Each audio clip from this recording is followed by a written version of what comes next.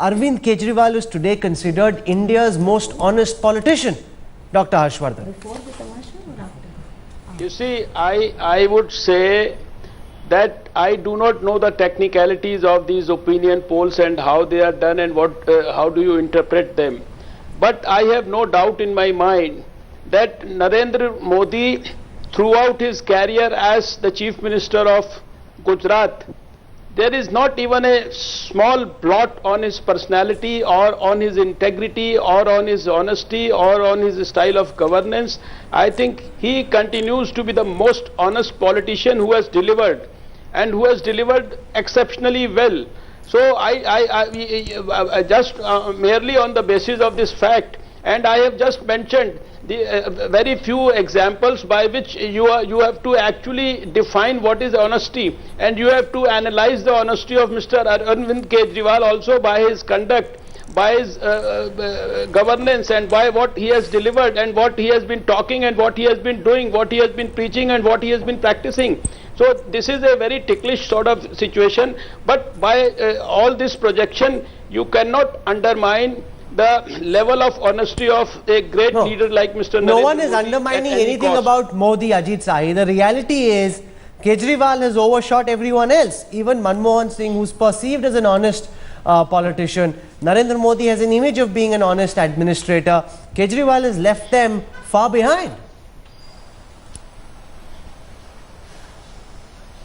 Oh, absolutely. I think it is important to counter what Madhu Kishore said. I think this is Hello, can you hear me? Yeah, go on. I think it is important to counter what Madhu Kishore said when she doubted the credentials, of the opinion poll. Let me tell you, Madhu, that these opinion polls are carried out through a proper system of telephonic calls, computer-aided telephonic calls, and they are the same for any kind of answers that are gathered. There's a sample. There's an area where the sample is where the phone calls are carried out and spoken to a cross section of people.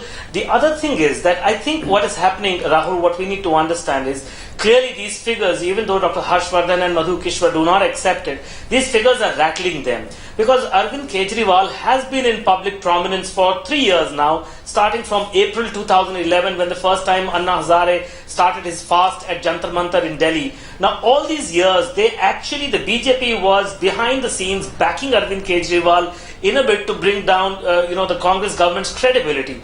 But suddenly they have realized that actually the underdog has become the bulldog and has a very...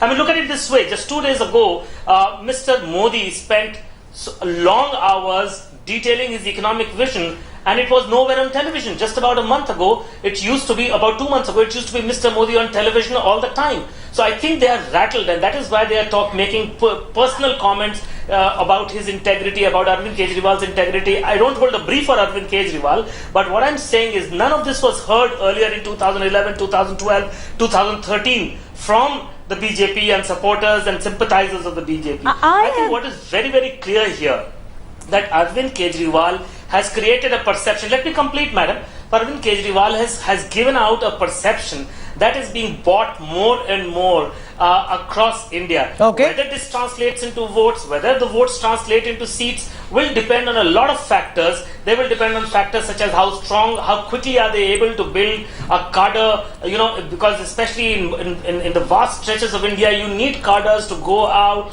especially on voting. So okay. What I need to do is go into a quick break. When we come back, we'll get you the best and the worst case projections for the Aam Aadmi Party based on this data.